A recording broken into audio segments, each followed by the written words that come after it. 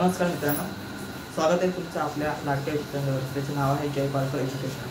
आज आपण पाहणार विषय भूगोल इयत्ता 12वी लोकसंख्या भाग 1 हे जे प्रकरण आहे त्यामध्ये लोकसंख्या वितरणावर परिणाम करणारे प्राकृतिक घटक हा प्रश्न विचारला जातो.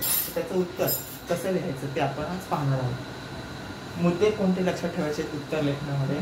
पहिले आहे प्रस्तावना. प्रस्तावना 4-5 ओळी घ्या. नंतर संकल्पना चित्र काढा.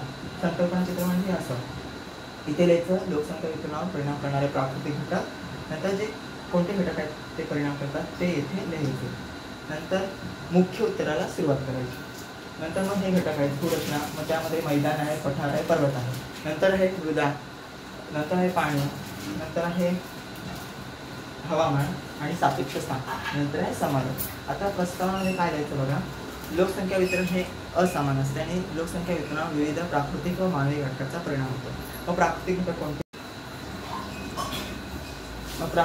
कोणते व मानवी घटक कोणते ते लिहून लोकसंख्या वितरण हे असमान आहे कारण हे घटक पृथ्वीवर समान प्रमाणात वितरित झालेले नसतात असे लिहून प्रस्तावना संपवायची.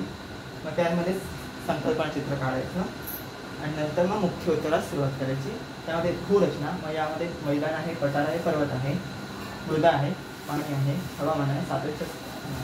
तर भूरचनामध्ये मैदान आहे. मैदान आणि पठार याची वैशिष्ट्य कशी द्यायची सांगतो मला. मैदानी प्रदेशात शेती विकास झालेला आहे, पाण्याची उपलब्धता आहे, वाहतुकीच्या सोयी आहे, लोकसंख्या या प्रदेशात जास्त आहे. तसंच पठारी प्रदेशात असणार आहे.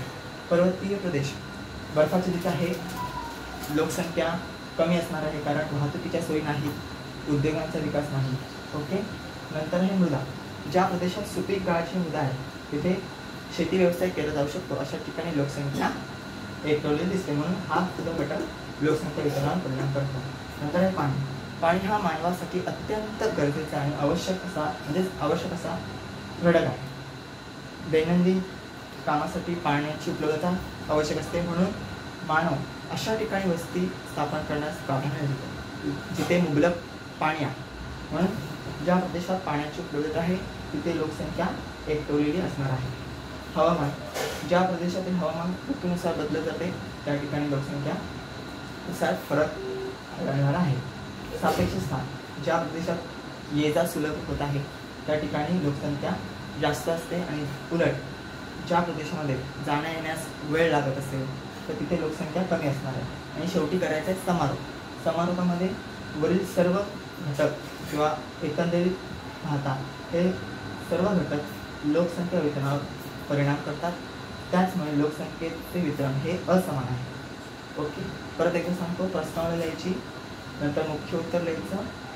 मग हे मुख्य उत्तरामध्ये हे जे घटक आहेत प्राकृतिक ते लिहून काढायचे, त्याचे 2-3 ओळीत विश्लेषण करायचं. तर समारोहामध्ये एकंदरीत वरील सर्व घटक लोकसंख्या वितरणावर परिणाम करतात, त्यामुळे लोकसंख्या वितरण असमान असते असं लिहून आपलं उत्तर याचा शेवट करायचा उत्तराचा. म्हणजे सुरुवातीला प्रस्तावना आणि शेवट समारोपाने करायचा. तुम्हाला व्हिडिओ आवडले असेल तर लाईक, शेअर, कमेंट करा. भेटूया पुढच्या व्हिडिओमध्ये.